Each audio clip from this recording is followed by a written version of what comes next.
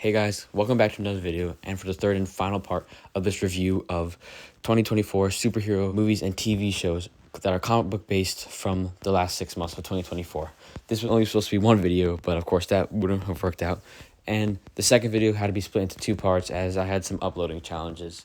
But yeah, here you go guys, the final part. Thank you guys for watching. Now we start with Venom: The Last Dance was definitely a film that disappointed me. I don't believe it was the worst thing ever, and the film definitely has moments, but there's so much that just doesn't work. The direction in this film I feel like is 100% a downgrade from the last two, especially the last film. This film happens to be directed by the writer of this film and the last 2 Venom films, which might be the reason why I feel like the writing is also downgraded in this film, especially when compared to the first. But the director and writer does try in this film to really portray Eddie and Venom's relationship as a really important thing to Eddie and really tries to develop Eddie's character more, as this is kind of the last film in the series. Though this film does have action sequences, I feel like until the ending they are underwhelming. This is likely largely due to the fact that the writer of this film is also the director who is directing a film for seemingly the first time here. The pacing is also janky, some of the humor is off-putting, and the dialogue feels surface level and generic at some points. The film just feels awkward at times with the way that it's done, and the fact that there's this weird kind of road trip that Eddie and Venom take that I really think is not pulled off as a comedic endeavor or too much as a character-related endeavor in terms of developing Eddie's character. And Tom Hardy kind of talking to himself doesn't always work. But I really respect and like the further development that this film did attempt to give to Eddie, really starting when he arrived in Vegas. Both Eddie and Venom still get their time to shine, and I feel like the latter half of the movie is much better and much more entertaining. It really picks up at the end, and Noel is a really cool villain to finally see on screen, even though he joins Gore the God Butcher in being a villain that could have been really great that was completely wasted. Overall, I still like this film, and I think it works well enough, but it doesn't work as well as I feel the last film did with its really character-based and comic book-inspired feel, where Andy Serkis really just directed the movie to have fun, and the schlocky 2000s action movie feel of the first film. This film just feels disjointed and like a weird kind of semi-romance reflective drama. Okay, not romance, but you get what I mean. But on its own merits, this movie kind of does the best with what it can, attempting to be salvageable as a character-driven story for Eddie and Venom somewhat. And the ending was a lot better. I give this film a 7.2 out of 10. Superman and Lois is a show that I'll talk more about when I do an Arrowverse retrospective, which I plan on doing sometime in the future. But Superman and Lois Season 4, I feel like, was a good season. I like how they dealt with the whole Doomsday kind of Death of Superman plotline and story arc. I like how Lex Luthor was a villain in this season, and that they really just try to wrap things up and give good endings to each of the characters. I'll talk about this more in the future, but yeah, this season I feel like was a really well done Superman story and had some of the best episodes in the entire show.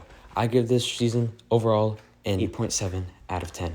Creature Commandos was a welcome surprise and a great start to the DCU, as it is technically the start. The animation in this show was pretty flashy and stylish. Of course, it could be more polished. The show definitely had to be rushed out, but it works. The writing overall throughout is slightly better than I expected for all the episodes that have been released, as the show hasn't been finished yet. James Gunn once again introduces us to a relatively unknown superhero team and makes us care for them, giving them each origins that feel naturally paced throughout the show, or at least hints of origins thus far. The humor in this show I feel like sometimes is a little forced and a little too raunchy and just being R-rated for the sake of it, but it is still fun. The show is pretty funny and has entertaining action and storylines. It's so cool to see this side of the DC universe with them kind of traveling to other parts of the world. The acting is also decent and of note. It's so cool that apparently these voice actors are also supposed to be the same people who play the characters in live action as a general rule. Overall, this show's a lot of fun with functional animation, good acting, great writing, character work, as well as having an engaging plot with cool DC characters that expands the world and kind of begins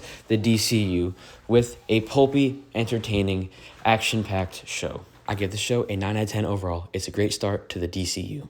Kraven the Hunter kind of surprised me. It is definitely not as bad as people are making it out to be. It's kind of a meh movie, but it is still functional, I believe, as a film. Or more so a schlocky movie, as film is too prestigious of a term. There are problems with the film that I would like to, once again, dive into first. One, and most importantly, this is not a great adaptation or portrayal of Kraven the Hunter. Unfortunately, I don't think it was ever meant to be. With there not being a really superpowered aspect to this technically superhero movie, and portraying Kraven not as he truly is, but as an anti-hero, definitely a weakness, as it is both not true to the character of Kraven and not as entertaining as it could be, with many citing this movie as boring. And at times, yes, it is. The actual origin of Kraven as a young man and how he gets his powers that we don't even see too much in the movie is very convoluted and confusing and just feels strange and is off-putting, especially when it is kind of supposed to be one of the inciting incidents of the film. It helps to set events in motion and provide motivation for characters throughout the film. The film kind of feels strange and in some way artificial throughout.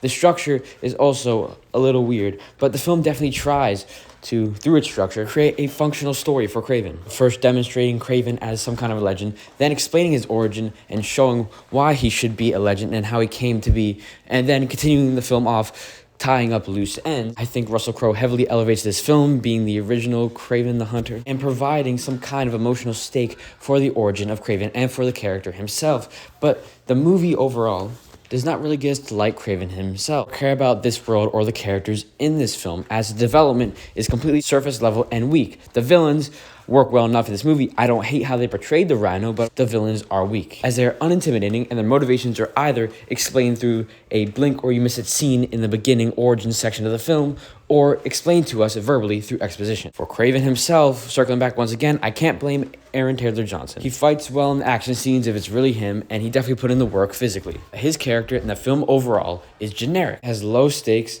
underdeveloped villains, and characters who are shown to only be surface level caricatures of their comic versions. But this film definitely tries and is effective, I believe, overall at functioning as a film.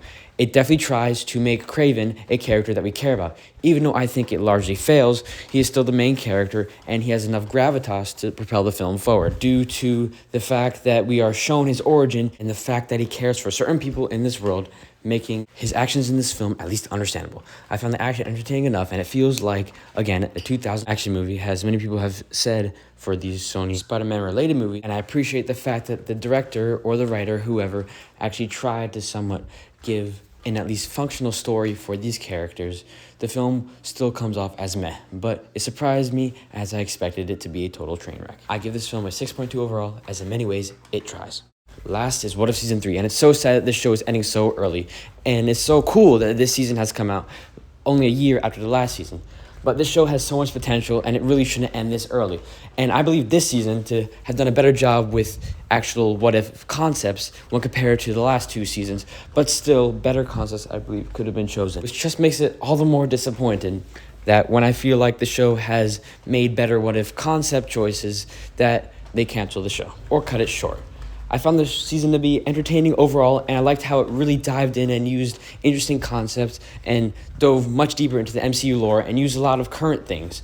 But I wish better questions were asked and we still revisited older MCU possibilities for what-ifs, like possibilities relating to the original 3 phases. I will go more in-depth in a future video that I plan to make about this show and other Marvel projects, and also this video is getting too long again.